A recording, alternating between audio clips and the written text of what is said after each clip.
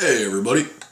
So, really quickly today we are going to take a look at another one of my older decks. And that was kind of cool. It's one of the ones I actually had a tin for. I don't see a lot of this kind of stuff anymore. This was high tech back then. But what we're going to look at is my blue deck. Now, this deck was always just kind of aggravation.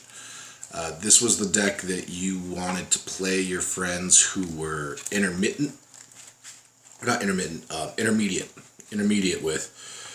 Not something you wanted to play a poor new player who was probably using a starter deck. You might ruin the game for them for life. So let's take a look at what's inside this deck. Here we go. This was actually a build pretty close to the time that I had quit playing. So we'll start off with, let's get center, the Train of Thoughts.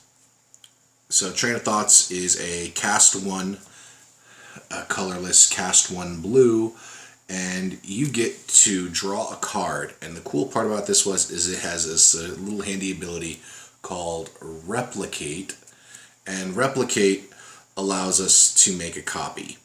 Okay, so if I want to draw 6 cards and I happen to have 12 mana, I can do that. That's really cool, but you have to have sort of a mana pool built up. So early game you probably don't have that mana pool, but maybe mid game and you're searching for that clencher, this can help you get there. Next up we have Curfew. Each player returns a creature they control back to their hand, and it only costs 1. So, somebody pulls out that big bad dragon that you didn't want to deal with, why don't you put that back? It might not save you forever, but it will buy you a turn. Then we're going to go with Circular Logic, which is a counterspell. So it's 2 colorless and an island for an instant. And counterspell, basically you're countering it unless the controller of the opposing spell pays 1 for each card in your graveyard. So not a bad time to have a lot of graveyard. And of course it has a cool madness cost. Alright. And then of course we have the Blue Elemental Blast, which counters red spells or destroys target red permanent. So while this isn't going to be great if you're playing somebody who's not using any red in their deck, it's still a great card to have around, and, worst case, it makes good discard material. Flight. How do you get around somebody who has a horde of little creatures that are on the ground stopping your big behemoth from getting through? You give them flight. And for 1 cost, you can make a somewhat scary 6/6 become a much scarier 6/6. Islands. Unsummon. So Unsummon's another great one because, again, somebody gets out that monster, they buff up their creature, or they've wasted all kinds of spells to make something hulking or something that's been collecting counters, and for 1 mana, you can return that to your hand. Great way to aggravate somebody. And then you have Reef Pirates. Reef Pirates costs 1 colorless and 2 islands. And whenever and he's a 2/2, and whenever Reef Pirates does damage, an opponent takes the top card of his or her library and puts it into their graveyard. So again, you can kind of mill somebody a little bit if you attack them with this. Not very much power, but it's a little nuisance, and that's what this deck was all about, was how to be a nuisance. Then of course we have, I'm trying to read upside down, the Dandan. So this is an older card. Cannot attack if defending player controls no islands. If at any time you control no islands, you have to destroy this card. But it's a 4/1, which makes him a one-time defender, but a scary defender, because he can kill a lot of mid-range stuff, and he only costs you 2 to get out. And in this deck, having stuff go in your graveyard is not necessarily a bad thing. High Tide. High Tide is awesome because High Tide costs you 1 mana and you can play it as an instant. and every island you tap for the rest of the turn or the rest of the time is basically equivalent to 2. So 6 mana just became 12 mana. You gotta love that. And then we have Rune Bottle. This was one of the newer cards I added to this deck, and that was costs 2 colorless in an island, and you counter a spell unless its controller pays 1.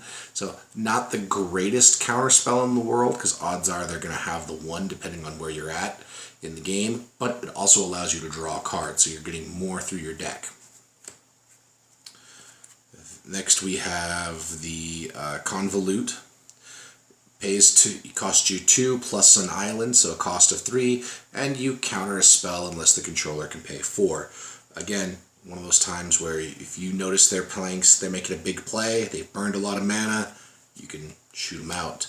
A Boomerang costs you 2 islands, but you can take a target permanent and throw it back in their hands. So key enchantment, key monster, whatever it might be, go back to your hand. Great way to buy you a turn and potentially destroy somebody's combo, especially if they were a bulking combo where it was all about buffing up one big creature. Go back to your hand, buddy. Next we have the Ingenious Thief. Kind of a little Aladdin theme going on in the artwork, and it's just a one colorless, 1 island, so cost of 2 for a 1/1 that can fly. But, and when he comes into play, you're allowed to look at your opponent's hand, which may or may not be useful.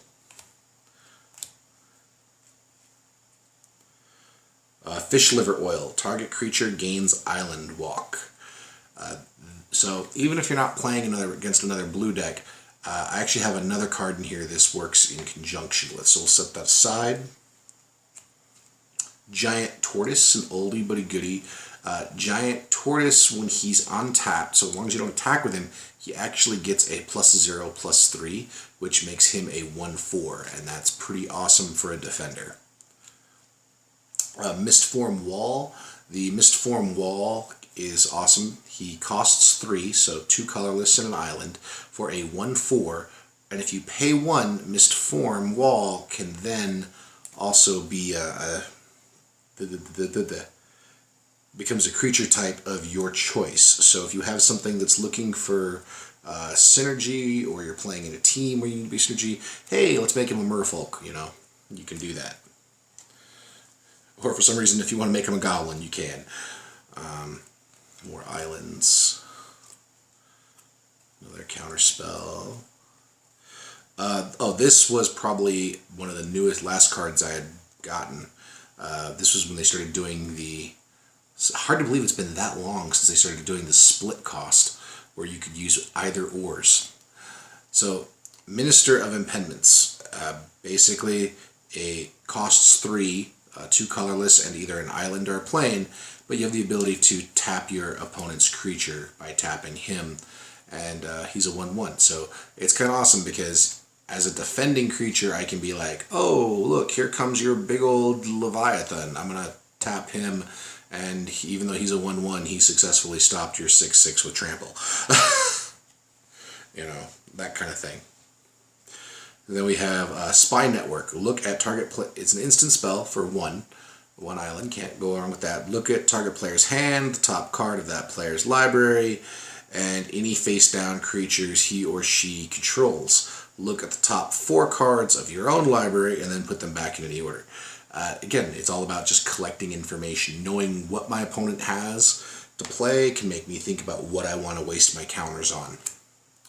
And also knowing if you have counters coming up. And then we have Tattered Drake. Tattered Drake costs 5, 4 colorless and an island, and it's a 2/2 flying. Not the greatest card in the world, but I think I threw him in here because I wanted more flying. Another Boomerang. Drift of the Phantasm. This is a defender card, so basically it might as well be a wall. Costs 3, 2 colorless and an island, and you get a 0/5, but it's a 0/5 with flying, and that is awesome. And then the big one here is our Sea Monster. coming in at 6/6 with a cost of 6 for colorless and 2 islands. And this monster can't attack unless a defending player controls an island. So unless you can get an island in their hand, or if they already have some, not great. But it is a 6/6, and it doesn't say anything about not being able to defend, and that's a huge benefit. Our Root Rotter Commando, so has Island Walk. It's a 2/2, costs 3, not too bad, especially having Island Walk. And then we have Unstable Mutation. Now, Unstable Mutation is maybe something you want to throw on one of your own creatures, or potentially throw on your opponent's creature. It gives you a +3/+3, but each turn after it gives you a -1/-1 token until it grows, and eventually it will kill the creature. This is on summon. Return, again, we're talking 1 cost to send something back to somebody's hand. You can't go wrong. This was Vision Skins. Each player draws 2 cards. You tap 2, draw 2 cards. It helps your opponent a little bit too, but what are you going to do? And then we have the Phantom Warrior. Now, Phantom Warrior is unblockable, which is awesome. So you have a 2/2 that costs 3, and he's unblockable. Throw some buffs on him, good to go. And then we have an enchantment. Treasure Trove. So this is awesome. Once you've gotten a good supply of mana going, you throw this out there, and for 4 mana, you can bring it out. For 4 mana, every time you pay it, you can draw another card. And the best part is, because it's an enchantment, it's out there for you to use throughout the match. And then we have a Vetkilin Entrancer. I think I said that right. And target player puts the top 2 cards of his or her library into their graveyard. So again, this is kind of a way to mill somebody a little bit. And he costs you 3 colorless plus an island, so it costs a 4. And it costs 1 and a tap him to use his ability. But he's also a 1/4, so he's a decent defender. And if you don't need him to defend, then you can mill somebody a little bit. Dual lands, always good. Next we have Repeal. So Repeal costs 1 island plus X. Return target non-land permanent with a converted mana cost of X to its owner's hand, and you get to draw a card. So again, you can slow somebody down, mess them up, and you get to draw a card for it. Who doesn't like that? And then we have Rights of Refusal. Discard any number of cards from your hand to counter target spell unless the controller pays 3 for every card you discard. You don't always want to be discarding cards, but hey, like I said, I pointed out earlier, there's a couple in here that if you have to discard them, not a big deal. And it only costs 2 to play, and it's an instant. Then we have Phantasmal Terrain, where you can turn somebody's land into an island, which, in combination with these, you know, all of a sudden I have a buffed up creature, I can throw this on it and give my creature Island Walk. Well, they have an island now. Or I can now go on with this big guy right here, give him Island Walk, and they have an island, completing his requirement plus the new ability we gave him. And you have a 6/6 who's unblockable. And that only costs you 2 mana to cast, so that's always a good thing.